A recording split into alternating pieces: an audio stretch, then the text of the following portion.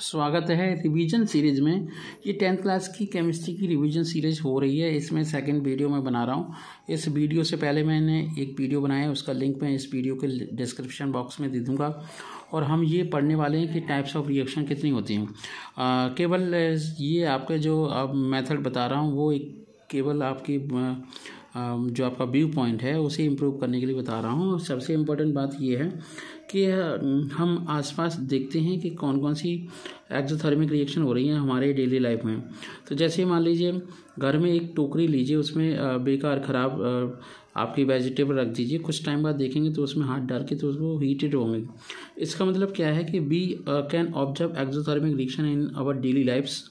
Also the rotting of vegetable matter or decomposition of vegetable matter into compost is also an exothermic reaction as heat energy is evolved during this process। इसका मतलब ये है कि जब heat निकलती है किसी केमिकल रिएक्शन में तो समझो वो एक्सोथर्मिक रिएक्शन होती है। अब ये बात मैं क्यों बता रहा हूँ, क्योंकि टाइप्स ऑफ रिएक्शन में सबसे पहले हम यही देखेंगे on the basis of energy change, कितना एनर्जी चेंज हो रहा है, मतलब रिएक्टेंट की एनर्जी में और प्रोडक्ट की एनर्जी में क्या अंतर है।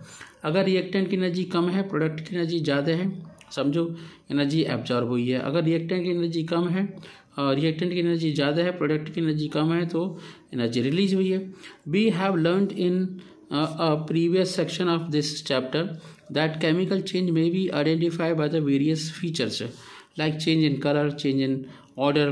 So on the basis of energy change, the nature of reaction, the chemical reactions may be classified into following type। Number 1 है केमिकल रिएक्शन का एक टाइप, उसे बोलते हैं on the basis of energy change.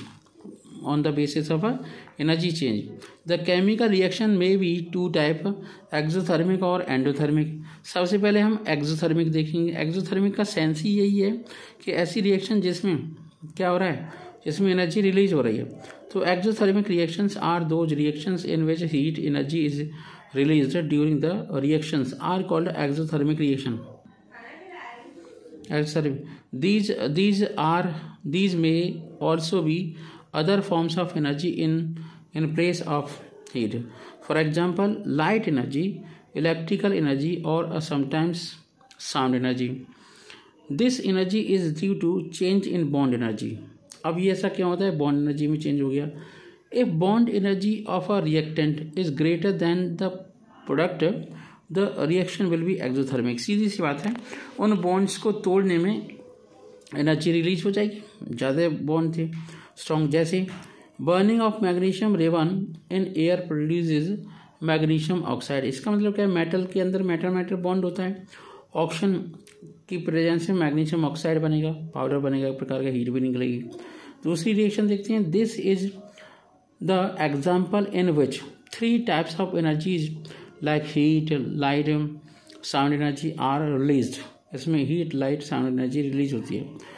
B burning of fossil fuels like natural gas methane produces carbon dioxide, water vapour and heat. जैसे मान लीजिए आपका पास मैथेन है, ऑक्सीजन है, तो मैथेन ऑक्सीजन के प्रेजेंस में जलेगी तो कार्बन डाइऑक्साइड रिलीज होगी, वाटर वेपर भी निकलेगी, हीट निकलेगी। Burning of hydrogen also produce the heat. Hydrogen को जलाओ, पानी के साथ, ऑक्सीजन के साथ वाटर बनेगा। अब देखो हाइड्रोजन और ऑक्सीजन की एनर्जी बहुत ज़्यादा है, वाटर बन गया, उसकी एनर्जी कम है क्योंकि वो उसे हम पीते हैं, तो इसका मतलब क्या हुआ, एनर्जी निकली। रेस्पिरेशन की केस देख लेते हैं। In this process the glucose burn in oxygen to produce carbon dioxide and water along with heat।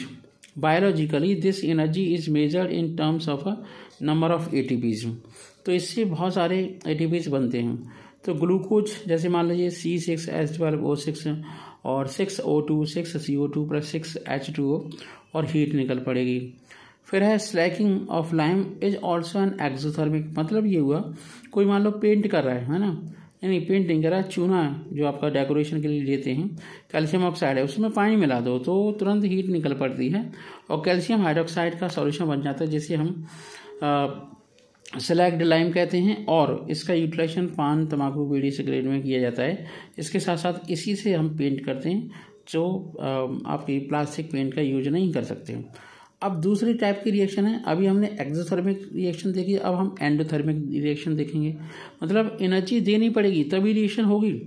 Those chemical reactions in which heat energy is required to carry out the reaction or to initiate the reactions are called endothermic reaction. This the given energy may be in any form like heat, light and electricity.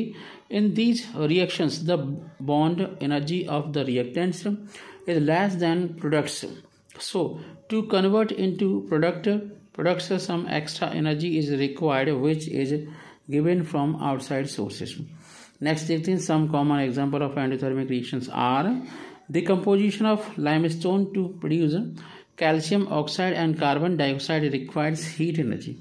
ऐसे हम कह सकते हैं heat energy, ठीक है, required होती है। दूसरी रिएक्शन देखते हैं, जैसे मान लीजिए आपके पास चूना पत्थर है, मतलब मार्बल है, उसे हीट करोगे तो कैल्शियम ऑक्साइड और कार्बन डाइऑक्साइड बनेगा। ये मैंने चैप्टर की बिगिनिंग में ही बता दी थी, 3 रिएक्शन को अच्छे से लर्न कर लीजिए। लाइमस्टोन में हीट एनर्जी देनी पड़ेगी, मतलब एनर्जी देनी पड़ेगी तब हो पाएगी रिएक्शन। अब बात करते हैं heat is supplied for decomposition of ferrous sulphate, therefore it is an endothermic reaction. इसलिए हम इसे एंडोथर्मिक रिएक्शन के नाम से भी जानते हैं। जैसे आपका 2FeSO4 है, ऐसे हीट करोगे तो Fe2O3 और SO2 और SO3 बनेगा। Combination of nitrogen and oxygen to produce a nitric oxide. Nitrogen और ऑक्सीजन के कॉम्बिनेशन से नाइट्रोजन ऑक्साइड बनता है, नाइट्रोजन मोनोऑक्साइड बनता है। तो N2 + O2 = NO केवल, तो नाइट्रिक ऑक्साइड है। Reaction between barium hydroxide and ammonium chloride. Barium hydroxide और अमोनियम क्लोराइड के लिए हीट आपको देनी पड़ती है। तो ये आपका जो ट्राइंगल का निशान बना हुआ है वो हीट देने के लिए है। एक और एग्जांपल है, जैसे मान लीजिए आपका ग्लास की रॉड है, टेस्ट ट्यूब है और बेरियम हाइड्रोक्साइड है, अमोनियम क्लोराइड है।